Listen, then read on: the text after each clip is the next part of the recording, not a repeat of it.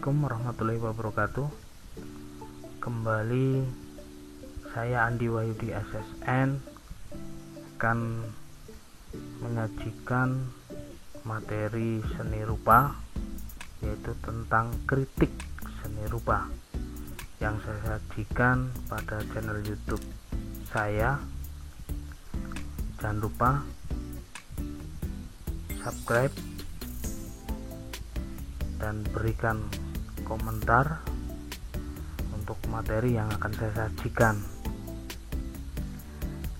Materi kritik seni rupa ini adalah materi yang sangat penting, yang nantinya akan memberikan penguatan untuk kita mengenal jauh apa itu karya seni rupa dari berbagai sudut pandang, sehingga kita nantinya akan mengetahui dari kualitas dan kuantitas sebuah karya seni rupa.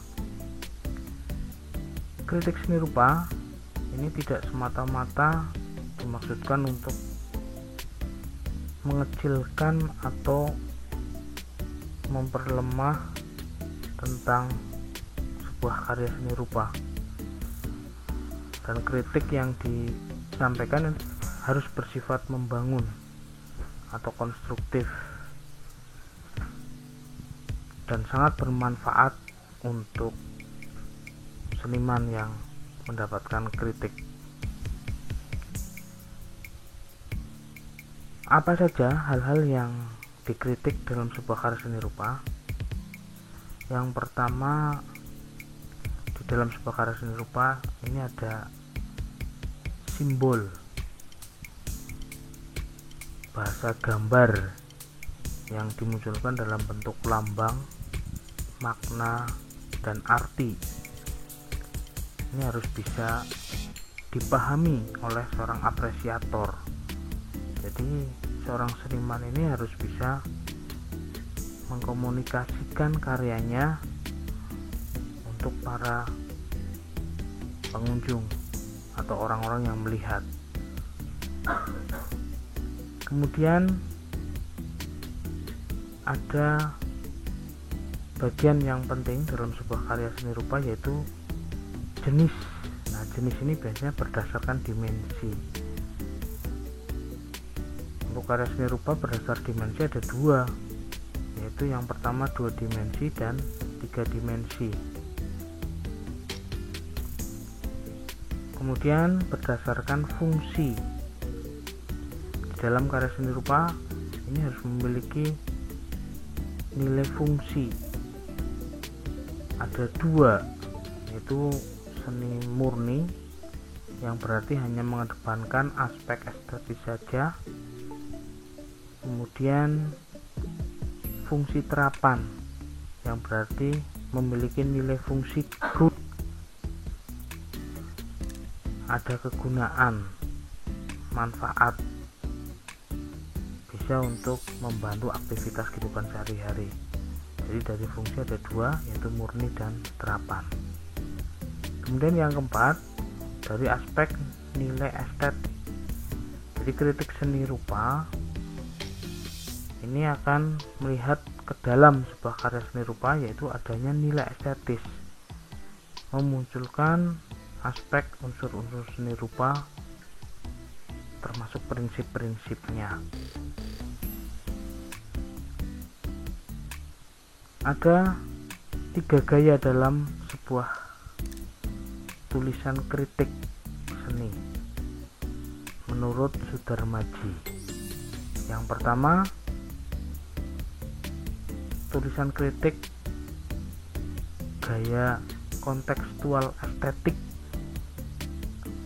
yang meliputi aspek moral, psikologi, sosial, dan religi.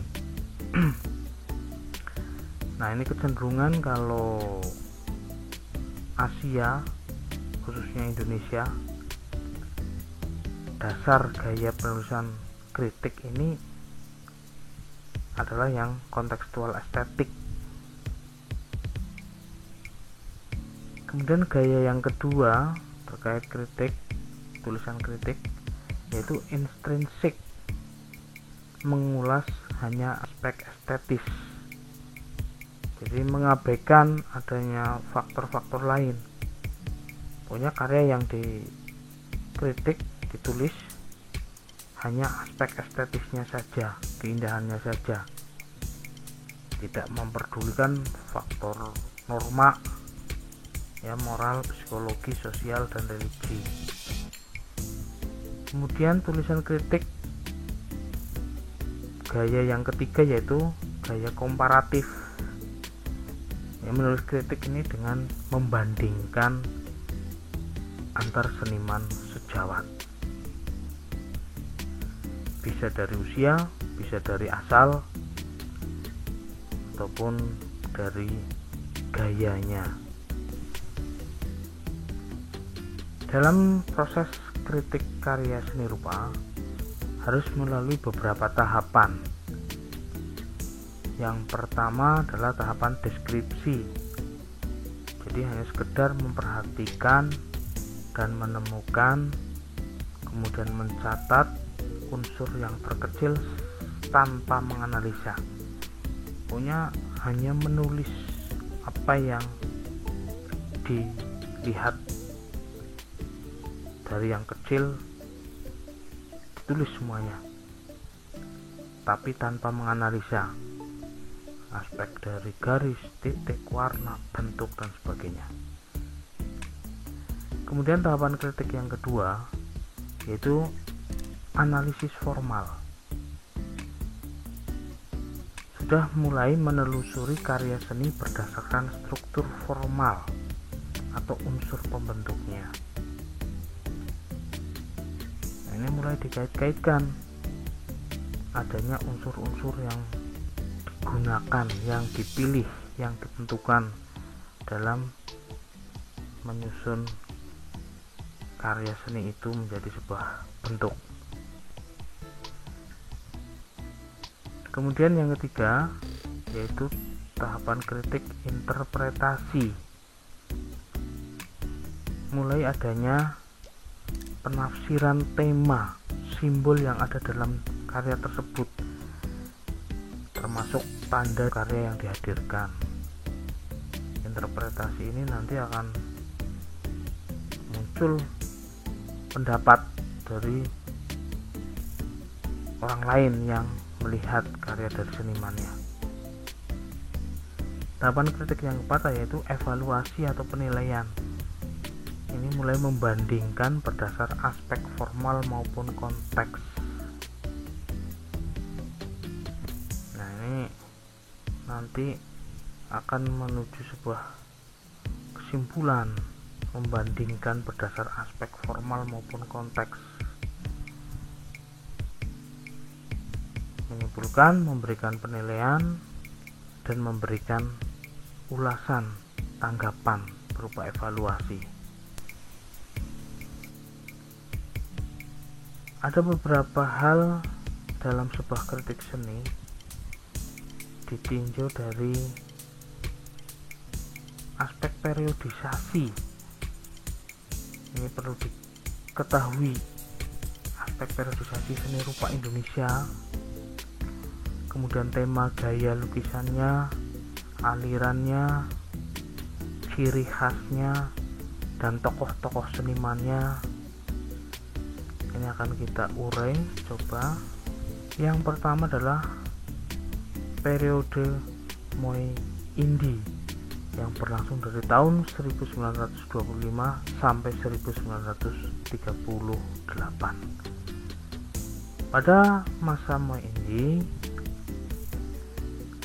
ini para pelukis banyak memiliki konsep berbeda dengan masa perintisannya, yaitu melukis hanya keindahan dan keelokan alam Indonesia. Keadaan ini ditandai pula dengan datangnya para pelukis luar atau barat, atau sebagian ada yang menetap dan melukis keindahan alam di Indonesia. Jadi hanya aspek keindahan saja yang ditangkap, keelokan alam Indonesia yang menjadi sebuah dasar tema untuk karya-karya seni lukis di masa Moai Indi ini.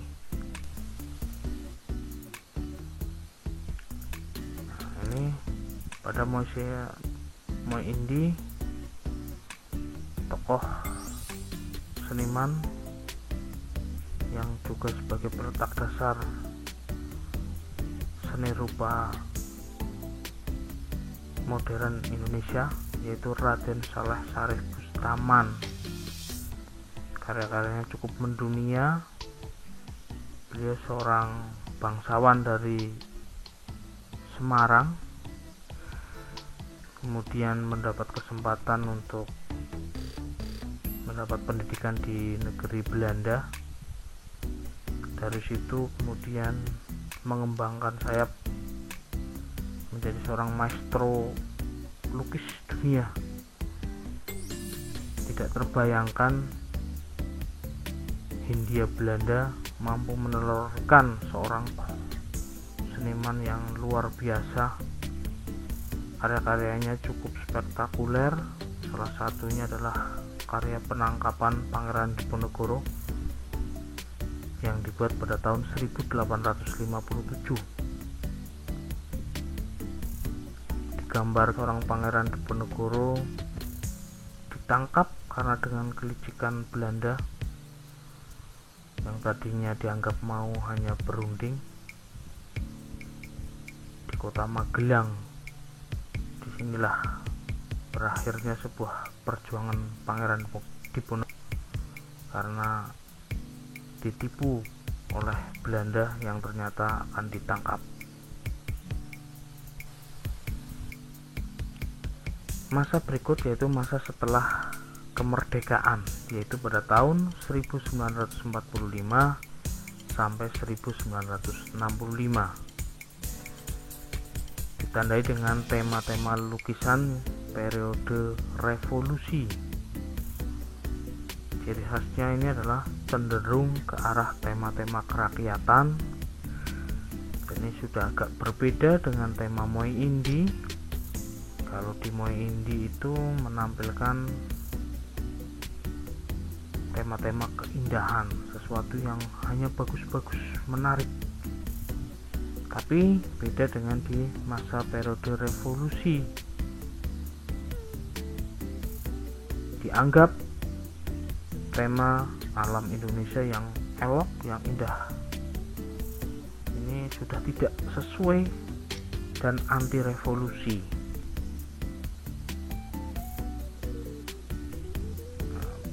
Beralih para senimannya memotret kehidupan masyarakat kelas bawah yang semangat berjuang dalam rangka menghadapi para penjajah. Ciri khas berikut yaitu banyak berdiri organisasi seniman. Nah, tokoh-tokohnya yaitu Affandi. Affandi sangat kuat sekali dalam penuangan ekspresi goresan garis dalam sebuah karya lukisannya. Sangat emosional dalam mengekspresikan karya-karya lukisnya. Wajahnya sendiri dilukis demikian rupa, dituangkan di atas kanvas, kesannya coreng-coreng, tapi mempertimbangkan juga penempatan unsur-unsur seni rupa yang bagus dan prinsip-prinsip penciptaan karya seni yang kuat. Nah, periode realis yang digawangi oleh seorang maestro lukis juga, S. Sujoyono. Ini contoh karya naturalis gayanya pada zaman Moai Indi yang dibuat oleh Mas Pir Ngadi.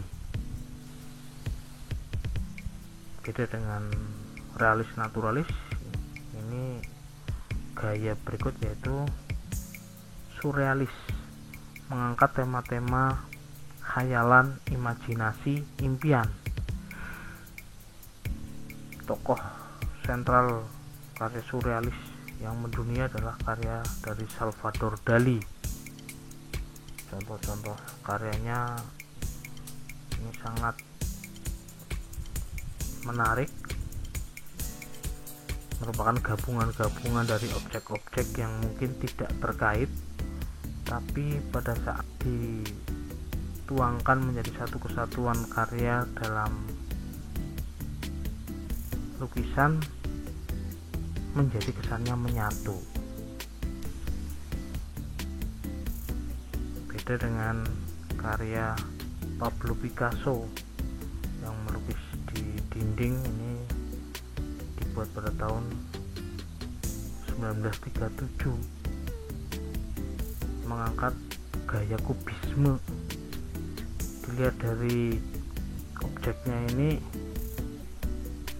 objek menurut anggapan seorang Pablo Picasso, lukisan itu dipecah-pecah, dipotong-potong menjadi beberapa bagian, ya, menjadi bagian bidang-bidang atau bentuk-bentuk dasar. Itu Pablo Picasso. Nah, ini kalau ini gaya ekspresionis tadi yang sudah saya urai sedikit banyak tentang tokoh maestronya Affandi. Pada saat menuangkan lukisan, karena mengedepankan aspek emosional, maka karya-karyanya menggunakan media yang mungkin tidak konvensional.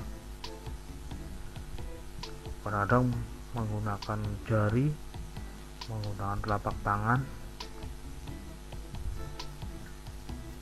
Berikut gaya dekoratif. Indonesia cukup kaya dengan tokoh-tokoh seniman dengan bermacam-macam gaya. Ini adalah karya Edi Hara. Kesan-kesan objek yang ditampilkan itu kesan-kesan naif, seperti anak-anak, tapi kuat dengan syarat-syarat tema, konsep.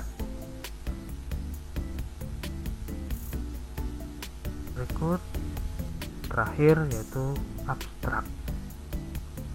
Abstrak ini lebih mengedepankan prinsip penuangan unsur-unsur seni rupa yang dikomposisikan, tapi mengabaikan faktor bentuk. Bisa hanya pencampuran unsur warna, garis, dan bidang, dan mengabaikan adanya bentuk. Demikian apa yang saya sampaikan terkait materi kritik seni rupa. Semoga bermanfaat. Jangan lupa subscribe dan beri tanggapan atau komentar. Terima kasih. Assalamualaikum.